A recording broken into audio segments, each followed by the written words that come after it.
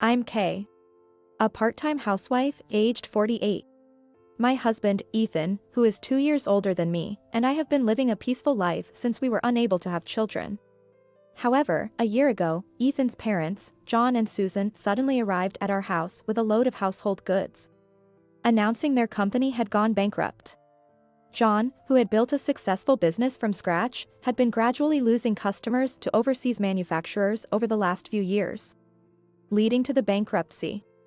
They were in debt by about $500,000 and had to sell their high-rise apartment. Even the apartment that Ethan's brother, who was the vice president of the company and was living with his wife, was sold. Having nowhere else to go, John and Susan asked if they could live with us. We were living in a spacious house within walking distance of a train station, originally built by my father. We moved in after he passed away due to illness, and my mother returned to her family home in the countryside. Given the circumstances and the fact that John and Susan had always been good to us, I was inclined to agree immediately. They had helped significantly with our wedding expenses, shared gifts like birthdays and Christmas presents they received at John's company, and often brought us luxury brand accessories as souvenirs from their overseas trips. It felt wrong not to help them in their time of need. But Ethan strongly advised against it, saying, "We shouldn't live together. I'll somehow pay for an apartment for them." He warned me, "I don't want to speak ill of my parents, but their sense of normalcy is off. They'll end up hurting you, Kay." I didn't fully understand his meaning, but it made me anxious. Before we could decide, frustrated by our delay, John and Susan moved in with all their belongings. It took me less than a month to realize Ethan was right. Firstly, John and Susan used to live in a spacious high-rise apartment, so they had a lot of furniture, appliances, clothes, and hobby items. They brought all of that with them and have now taken over the second floor of our house. They even demanded high-quality air conditioning for all the rooms on the second floor, citing the value of their belongings. Then, they started criticizing the food I cooked, down to the ingredients. Store-brand milk? That might upset my stomach. We always shopped at department stores. Oh no. Meat with a discount sticker, and it's not even imported. We only eat high-quality beef. If I followed their wishes, our household's food expenses would double or triple. Despite their constant complaints, Ethan and I had to resort to making budget-friendly meals for ourselves and more luxurious dishes for John and Susan. Of course, Ethan scolded them, assuring me, "You don't have to give in to their demands." But when he wasn't around, they would lament, "Oh dear, are we going to starve to death?" John and Susan even spread rumors to the neighbors, saying, "Our daughter-in-law only feeds us terrible food." So, I couldn't just ignore their complaints. Once, I suggested, "Why don't you cook your meals yourselves?" "Oh, we had a maid for that." "Cooking is such a menial task," they replied. Menial? Cooking is a menial task? Despite their frequent visits to fancy restaurants with renowned chefs, they dared to say that. The biggest issue was Susan's obsession with luxury fashion. She constantly wanted to buy expensive brand underwear and clothes, like panties for $150, and would unashamedly ask me to buy them. I couldn't help but say, "Susan, at your age, you won't be showing them to anyone." She became furious, yelling, "What a lewd thought. High-end lingerie is a status symbol for the elite." And I thought, "You're not elite anymore." The best word to describe them would probably be a nouveau riche. It's admirable that they succeeded through hard work from humble beginnings. However, flaunting wealth and status, and trying to maintain superiority even after losing everything, isn't the behavior of truly upper-class people. They continued to make unreasonable demands. "I've ordered premium steak. You'll pay, right?" "I didn't get any for you too, so it's cheaper," they said, leaving me a bill for $200 for just their 2 servings. When Ethan had to switch his favorite beer to a cheaper sparkling wine, they criticized sparkling wine. Such a terrible drink. Only for the poor, and guzzled expensive beer delivered from a nearby liquor store. No amount of money would be enough at this rate. Moreover, Ethan was planning to start a company with a colleague, so almost all our savings accumulated since our marriage were gone. With my part-time salary, I can't cover the living expenses of 2 spendthrifts. I've been dipping into my savings from my single days. But now, that savings is nearly depleted.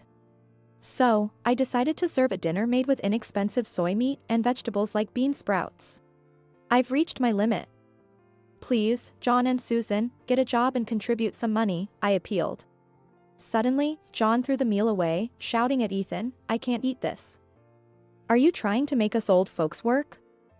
This evil, incompetent daughter-in-law is no good. Ethan, find a rich new wife. Please leave. This is our house. How dare you call Kay evil and incompetent? The failures here are you too. Get out. Ethan retorted angrily. However, John and Susan didn't seem fazed and quickly retreated upstairs, saying spitefully, we're being manipulated by such a terrible daughter-in-law. What's hers is ours. But I couldn't let them walk all over us any longer.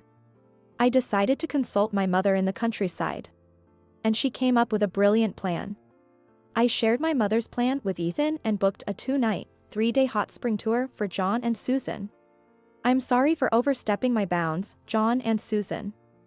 I've reflected on it.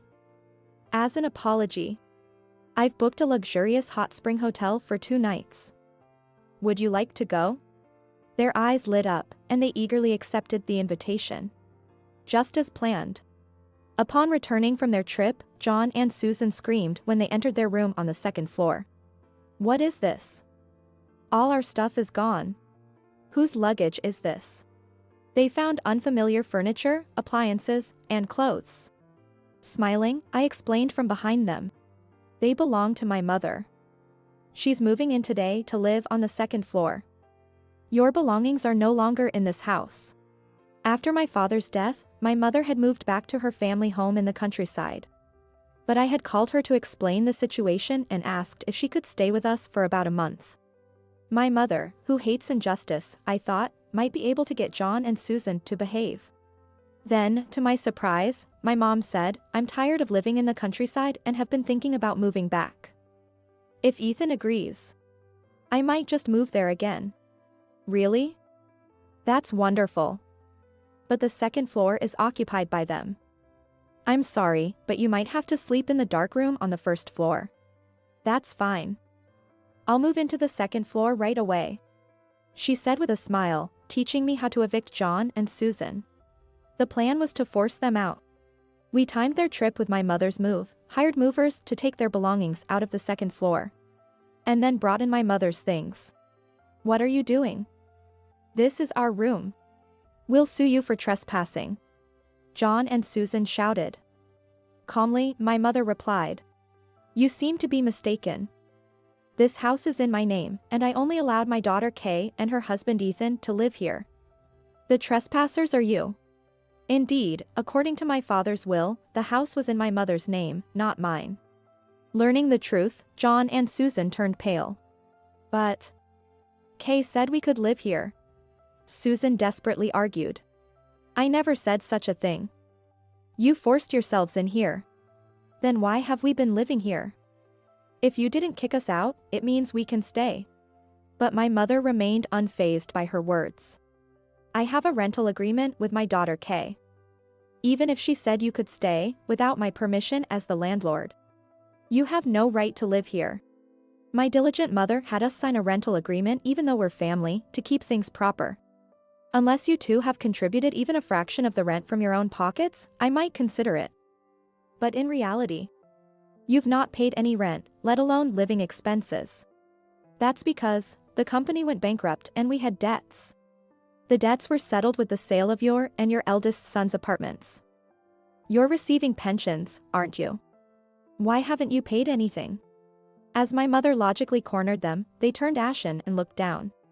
Looking down at them, I gave the final declaration. Your belongings have been moved to a spacious monthly apartment near the station. It costs $2,000 a month. I'll cover the first month and the moving costs, but I won't be involved any further. Then, John and Susan turned to Ethan, pleading. Ethan, you wouldn't abandon us, would you? Think of all we've done for you. It's time to repay us. Ethan put on a pained expression. I'd like to help, but I've quit my job. I've used up all my savings, I can't afford to help you too. Indeed, Ethan had an obligation to help his parents, but only if he was financially capable. You can't get blood from a stone. Hearing this, John and Susan were completely despondent. Their eyes unfocused, but soon Susan remembered her eldest son, the former vice president, and begged him over the phone to let them stay. They were promptly rejected.